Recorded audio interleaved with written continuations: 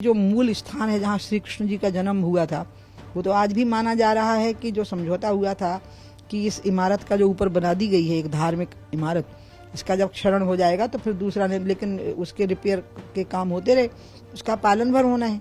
वो तो स्वतः सिद्ध है कि वो श्री कृष्ण जन्मभूमि है।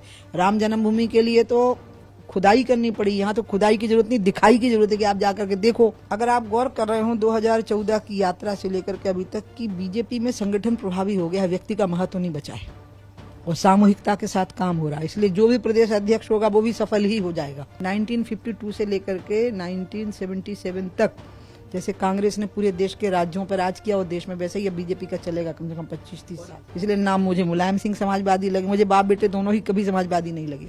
योगी राज 2.0 की शुरुआत हो चुकी है। हमारे साथ इस वक्त जो मौजूद हैं वो मध्य प्रदेश की पूर्व मुख्यमंत्री और बीजेपी की वरिष्ठ नेता उमा भारती जी हैं। बहुत स्वागत है उमा जी आपका।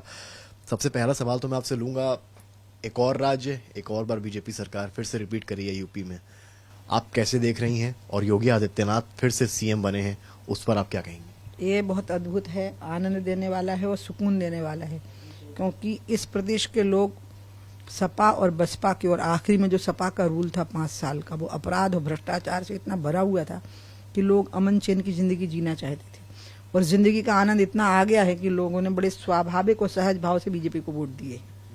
और इसके लिए योगी जी का निजी जीवन, योगी जी का सरकार पर नियंत्रण, योगी जी ने जो राजनीतिक शुचिता और जो चुनौतियों को सामना किया, अब उनके सामने जो चुनौतियां हैं उनका सामना वो करेंगे, एक्सपेक्टेशंस पे फिर खरे उतरेंगे।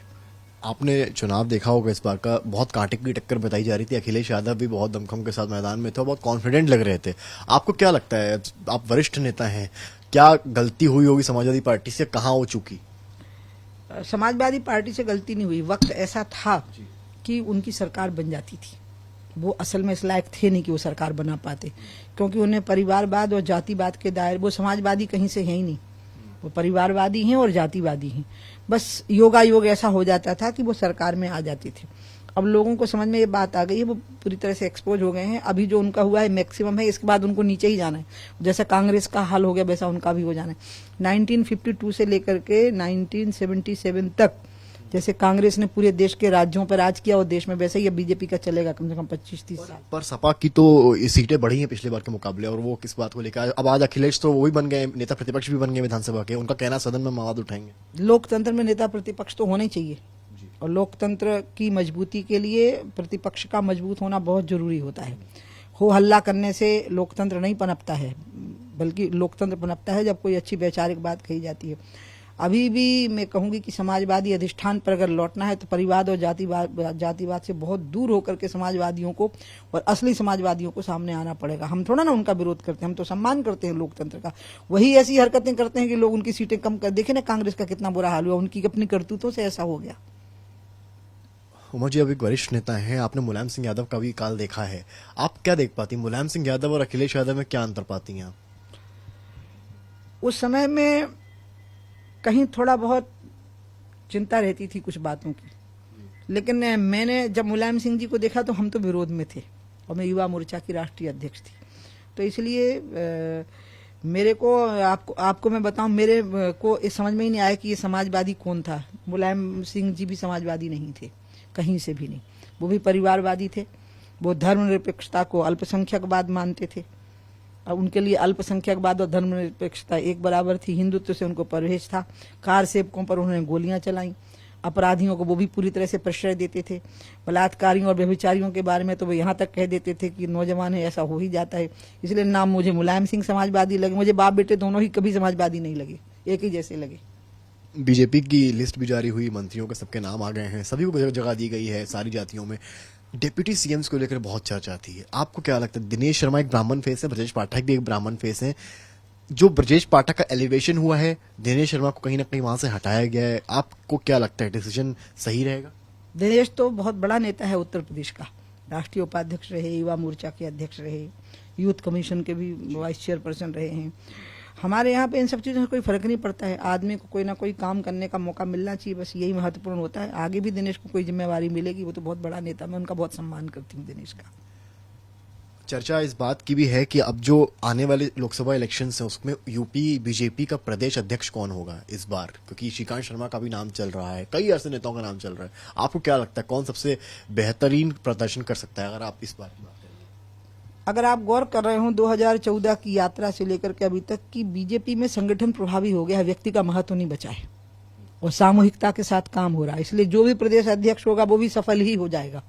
और हम लोकसभा की जो गणना में कल देख रही थी टीवी पर कि इतनी विधानसभाएं मिलाकर के इतनी लोकसभाएं बनती है, ऐसा नहीं होगा। हम 70 से ज्यादा लोकसभा सीटें जीतेंगे।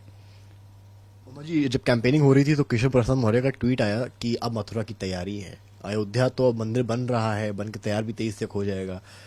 क्या प्लानिंग है कुछ बीजेपी इंटरनल में कि मथुरा को लेकर भी कुछ? इसमें तैयारी क्या जरूरत है, बजट देना है, क्योंकि वहां जैसे काशी कॉरिडोर बना है इस तरह से पर्यटकों की सुविधा के लिए मथुरा में और अच्छा व्यवस्थित और सुंदर मथुरा का ब्यूटिफिकेशन हो जाए।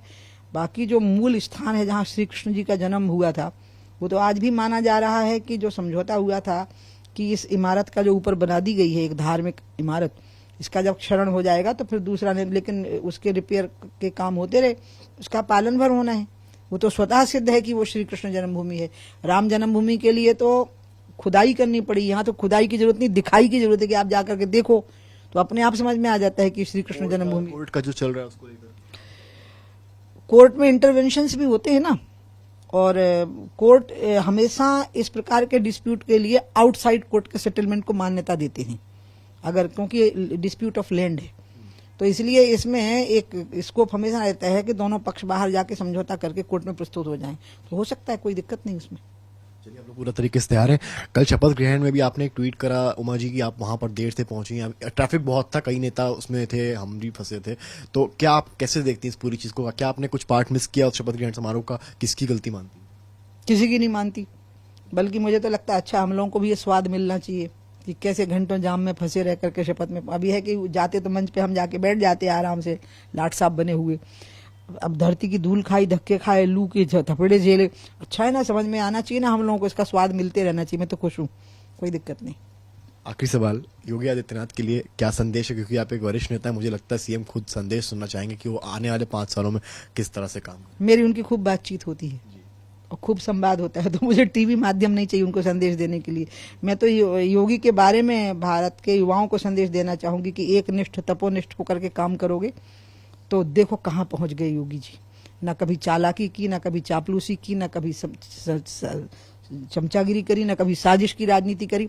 परिश्रम, तपस्या और गरीब और अन्याय से पीड़ित लोगों की सेवा के दम पर आज वो व्यक्ति भारत के सबसे बड़े राज्य के अधिष्ठान पे दोबारा मुख्यमंत्री बने हैं। वो तो ये पूरे विश्व के युवाओं के लिए एक संदेश है कि तपस्या का और संघर्ष का मार्ग चुनो।